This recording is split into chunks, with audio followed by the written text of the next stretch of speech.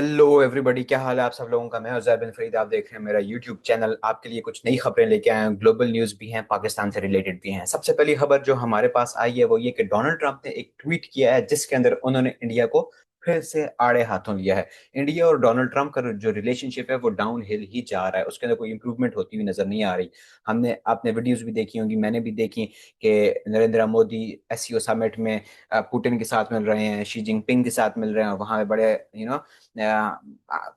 अटकेलियां कर रहे हैं, लोगों के साथ खेल कूद रहे हैं, लाइक बोनहमी एक कर रहे हैं, अच्छी दोस्ती कर रहे हैं। लेकिन उसके रिस्पॉन्स में डोनाल्ड ट्रंप ने क्या ट्वीट किया, उन्होंने ये कहा कि भाई लोगों को ये बात समझ नहीं आती कि हम इंडिया के साथ बहुत कम बिजनेस करते हैं। ये उनकी ट्वीट है जिसके मैं आपके लिए ट्रांसलेशन कर रहा हूँ। और वो हमारे साथ बहुत ज्यादा बिजनेस करते हैं, इंडिया की बात कर रहे हैं। वो हमें बहुत ज़्यादा चीज़ें बेचते हैं और हम उन्हें बहुत कम चीज़ें बेचते हैं। हम उनके बिगेस्ट क्लाइंट हैं, हम उनके सबसे बड़े क्लाइंट हैं, और हम उन्हें कुछ भी नहीं बेचते, जिसकी वजह से ये एक वन साइडेड रिलेशनशिप है। He is talking about the trade relationship between India and the US, and what he is saying essentially is this, that India sales a lot of goods to the US, and US in return sales very little amount to India, जिसकी वजह से America की industry को नुकसान है, India की industry को फायदा है। Until now, a totally one-sided relationship, and it has been for many decades. इसकी बुनियादी वजह क्या है, वो ये कहते हैं कि भाई इंडिया ने बहुत हाई टैरिफ्स लगाए हुए हैं, कि भाई इंडिया की जो अपनी इंडस्ट्री है उसको प्रोटेक्ट करने के लिए इंडिया ने टैरिफ्स लगाए हुए हैं। बाहर से कोई भी मुल्क अपनी चीजें बना के इंडिया के अंदर ले जाके नहीं बेच सकता। क्यों? क्योंकि इंडिया ने टैरिफ लगाए हुए हैं। क्यों लगाए हुए हैं? अपनी इंडस्ट्री को प्रोटेक्ट करने के लिए। जिसकी वजह से वो कहते हैं कि this is a one sided disaster. Donald Trump कहते हैं कि भाई इंडिया और यूएस का जो ट्रेड रिलेशनशिप है ये वन साइडेड डिजास्टर है। किसके लिए? अमेरिका के लिए। वन साइडेड, ये एक बून था, वन साइडेड ब्लेसिंग थी। किसके लिए? इंडिया के लिए। तो वो ये कह रहे हैं कि भाई ये काफी दिहाइयों से ये ऐसे ही चला आ रहा है। और इंडिया क्या करता है? इंडिया रशिया से तेल भी खरीदता है, रशिया से वो मिलिट्री प्रोडक्ट्स भी खरीदता है, वो दिफाई चीजें भी खरीदता है, वेपन्स खरीदता है, जहाज खरीदता है, एयर डिफेंस सिस्टम्स खरीदता है। सो द पॉइंट बीइंग कि इंडिया अमेरिका से कुछ नहीं खरीदता, जबकि अमेरिका को बहुत कुछ बेचता है, और इस इन रिटर्न रशिया से बहुत कुछ खरीदता है जो कि अमेरिका का दुश्मन है। सो डोनाल्ड ट्रंप कहते हैं कि this has been a one sided disaster for the US. लिहाजा अब इंडिया ने अमेरिका को क्या ऑफर किया है? अब इंडिया ने अमेरिका को ये ऑफर किया है कि वो अपने टैरिफ्स को बिल्कुल रिड्यूस टू नथिंग, वो अपने टैरिफ्स को बिल्कुल कम कर देंगे। ये कौन कह रहा है? डोनाल्ड ट्रंप कह रहे हैं। They have now offered to cut their tariffs to nothing.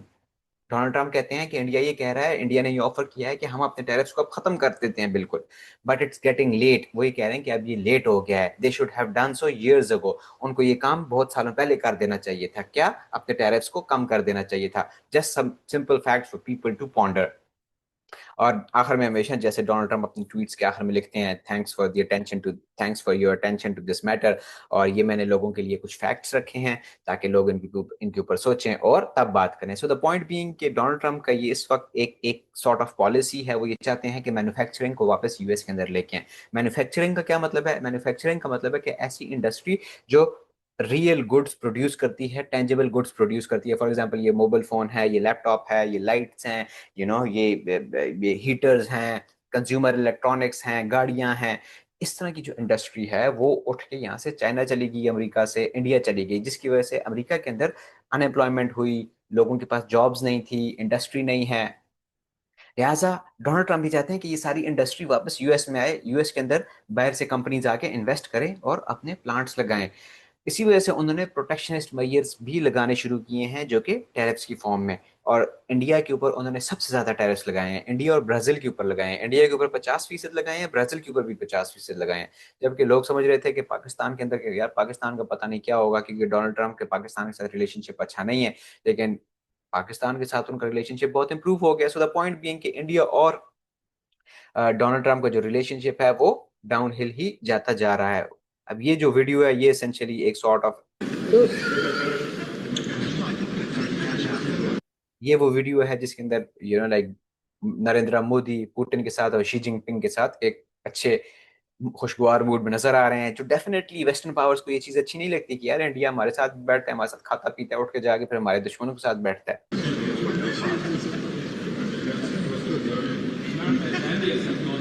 Us video کے اوپر کافی تبصرے ہوئے ہیں گلوبل میڈیا کے اندر کہ بھائی یہ دیکھو یہ کیا کر رہے ہیں کیا نہیں کر رہے. Any ways so this is the latest between Donald Trump and India. اس کے علاوہ ساؤتھ ایشیا انڈیکس نے ایک اور خبر شیئر کی ہے, وہ یہ انہوں نے اپنا انالیسس شیئر کیا. انہوں نے کہا ہے کہ ڈونلڈ ٹرمپ یہ بات کنسیڈر کر رہے ہیں کہ وہ H1B ویزاز جو انڈینس کو جاری کیے جاتے تھے ان کو لمٹ کر دیں صرف 25,000 پر ایئر پہ. اب H1B ویزا کون سا ہے؟ اب یہ بات سمجھنے والی ہے کہ H1B ویزا ایک ایسی ویزا کلاسیفیکیشن ہے US کے اندر کہ جب میں پڑھ کے فار ایگزامپل ڈگری لے کے مارکیٹ میں جاؤں گا تو جس کسی کمپنی میں کام کروں گا وہ کمپنی مجھے اسپانسر کرے گی کہ یہ بچہ ہمارے پاس کام کر رہا ہے, یہ ہمارا امپلائی ہے اور ہم اس کو اسپانسر کرتے ہیں H1B ویزا کے لیے.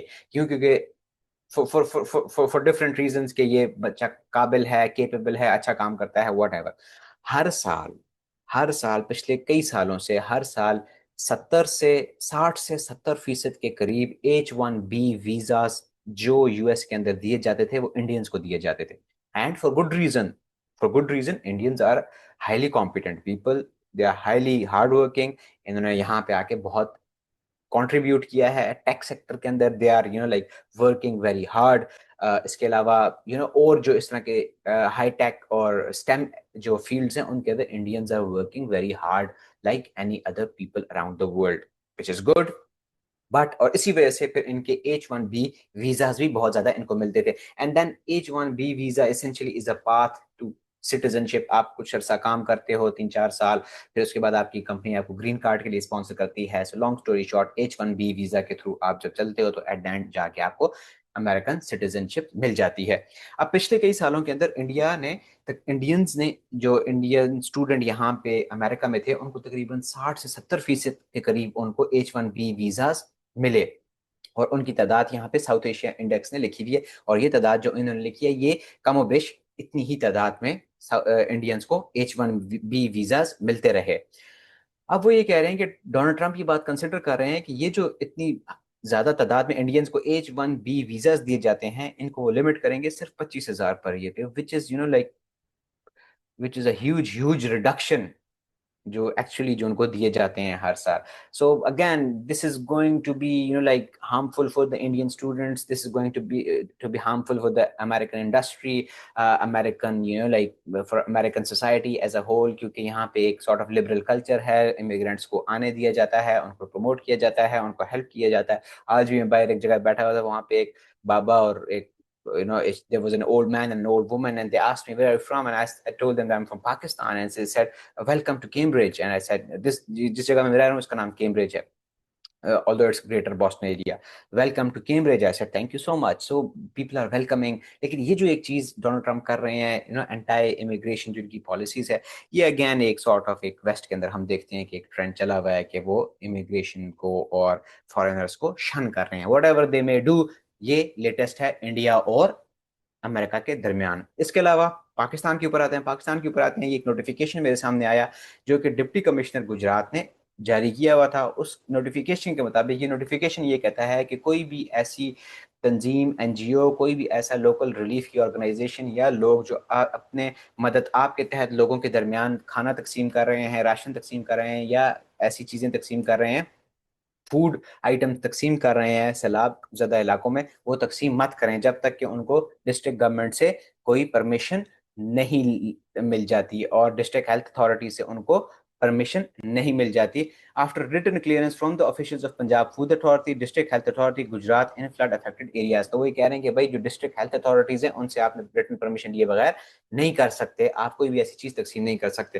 اب جو ہماری سوسائٹی ہے فار ایگزامپل پاکستان یا دنیا کی کوئی بھی سوسائٹی, اس کے اندر ایک اس طرح کی جب بھی کوئی آفت آتی ہے, نوبت آتی ہے, اس میں لوگ اپنی مدد آپ کے تحت دوسرے لوگوں کی مدد کرتے ہیں. کورونا کے اندر ہم نے دیکھا کہ جب حالات خراب ہوئے تو لوگوں نے بڑھ چڑھ کے غریبوں میں امداد تقسیم کی. ایسے لوگوں کو جن کے گھروں میں چولہا نہیں جل رہا تھا ان کو لوگوں نے امداد دی, آٹا پہنچایا, دال پہنچائی, وٹ ایور ساری چیزیں ان کو ضروریات زندگی ان کو پہنچائی.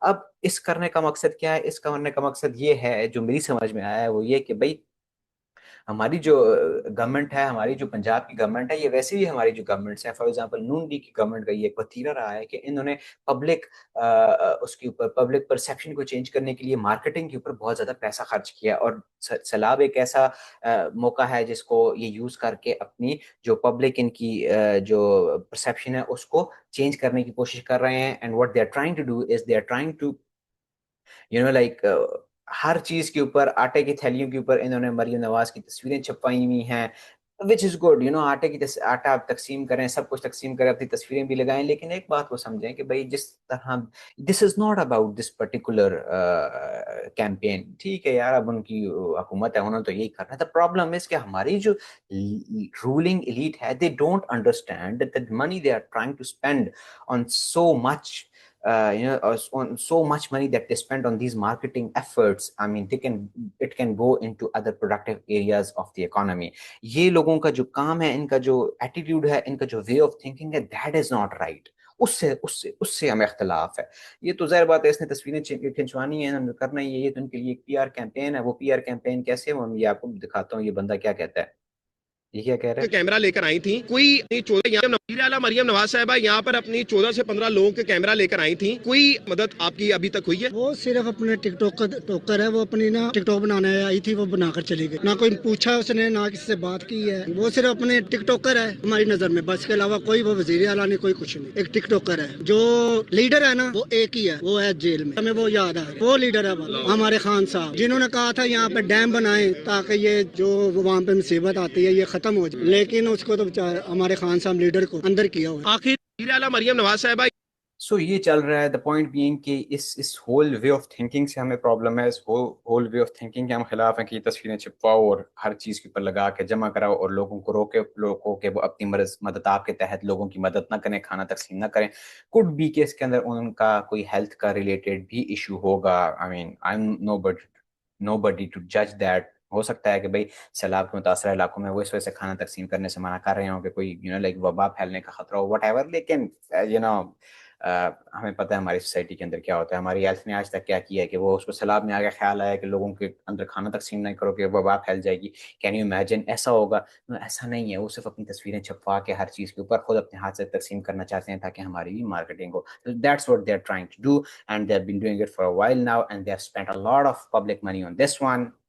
इसके ऊपर डिबेट मौजूद है, रिसोर्सेज मौजूद हैं, आप जो मर्जी कहें, ये इसके एक अंसर है। एनीवेज, उसके अलावा एक और खबर, बहुत इंपॉर्टेंट खबर वो ये कि भाई इंटरनेशनल एसोसिएशन, किधर गया, international association of genocide scholars, ये एक इंटरनेशनल बॉडी है जिसके अंदर एकेडमिक लोग मौजूद हैं, एकेडेमिया के लोग मौजूद हैं, 500 इसके मेंबर हैं। इन्होंने एक रेजोल्यूशन पास की है। इस रेजोल्यूशन के मुताबिक वो ये कहते हैं कि इसराइल गाजा के अंदर जो कुछ कर रहा है वो बाय लीगल डेफिनेशन वो कॉन्स्टिट्यूट एज अ जेनोसाइड। उन्होंने ये कहा है कि भाई जो article 2 UN convention on genocide 1948 का जो कन्वेंशन है, यूएन कन्वेंशन ऑन जेनोसाइड 1948, उसके आर्टिकल 2 के मुताबिक जो जेनोसाइड की डेफिनेशन है, इसराइल आजकल जो फलस्तीन के अंदर, गाजा के अंदर जो कुछ कर रहा है वो उस डेफिनेशन के मुताबिक जेनोसाइड में आता है। ये बहुत इंपॉर्टेंट है, बहुत इंपॉर्टेंट है, बहुत इंपॉर्टेंट है। सारी दुनिया का मीडिया इसके ऊपर बात कर रहा है कि भाई अब जो कुछ इजराइल गाजा के अंदर कर रहा है वो लीगली भी अब जेनोसाइड करार दिया जाएगा। किसके मुताबिक? International association of genocide scholars के। जो ये एसोसिएशन किन लोगों की? ये जेनोसाइड के ऊपर जिन लोगों ने स्टडी किया है, जो जेनोसाइड को स्टडी करते हैं, जो एक्सपर्ट्स हैं जेनोसाइड के ऊपर। ग्लोबल ये एक बॉडी है, इसके अंदर 500 मेंबर हैं। इन 500 मेंबरों में से 86% मेंबरान ने वोटिंग की है और 86% मेंबरान ने कहा है कि जो कुछ इसराइल कर रहा है it constitutes as a genocide. Article 2 of the UN convention on genocide मेरे सामने खुली हुई है, मैं आपको पढ़ा देता हूँ। In the present convention genocide means, this is what I am reading, okay. In the present convention, genocide means any of the following acts committed with intent to destroy, in whole or in part, a national, ethnical, racial, or religious group. इस convention के मुताबिक, इस मुसवदे के मुताबिक, इस कानून के मुताबिक जेनोसाइड उस चीज को कहा जाएगा जिसके अंदर किसी कोई कोई ग्रुप इस बात की नियत करके किसी दूसरे ग्रुप को या तो डिस्ट्रॉय करना चाहे पूरा पूरा या आधा भी, मतलब उसका कुछ हिस्सा भी या पूरा पूरा भी। नेशनल, एथनिकल, रिलीजियस और रिलीजियस ग्रुप, मतलब एक ग्रुप जब किसी दूसरे ग्रुप को खत्म करना चाहता है तो वो जेनोसाइड करार दिया जाता है। और कैसे एक्शंस लेगा वो उस दूसरे ग्रुप को खत्म करने के लिए? या तो उस ग्रुप के लोगों को मारेगा, उनको बॉडीली हार्म पहुंचाएगा, मेंटल हार्म पहुंचाएगा, उनके ऊपर ऐसी कंडीशंस लागू करेगा जिसकी वजह से वो अपनी फिजिकल डिस्ट्रक्शन की तरफ चले जाएंगे। इसके अलावा उनके ऊपर ऐसे मेयर्स लगाए जाएंगे जिनकी वजह से उस ग्रुप के अंदर, इस केस में गाजा के अंदर, برتھس نہیں ہوگی، ہیومن برتھس نہیں ہوگی، مطلب نئے نئے بچے پیدا نہیں ہوں گے، اور اس کے علاوہ forcibly transferring children of one group to another group, اور ان کے بچوں کو، غزہ کے بچوں کو اپنے بچوں کے ساتھ لا کے رکھیں گے، ان کو اپنے گروپ میں لا کے خود پال پوس کے بڑا کریں گے، اپنا جیسا بنائیں گے. So this is basically the definition of genocide according to the U N convention on genocide 1948، جس کے بارے میں انہوں نے بولا ہے انٹرنیشنل ایسوسی ایشن آف جینوسائڈ اسکالرس، کہ اس ڈیفینیشن کے مطابق اگر ہم چلیں تو اس وقت غزہ کے اندر جینوسائڈ ہو رہا ہے، پوری دنیا کے اندر یہ بات اس وقت ڈسکس ہو رہی ہے. اس سے ریلیٹڈ ڈونلڈ ٹرمپ نے کیا کہا ہے؟ ڈونلڈ ٹرمپ نے اس کے اوپر بولا ہے کہ they are gonna have to get that war over with.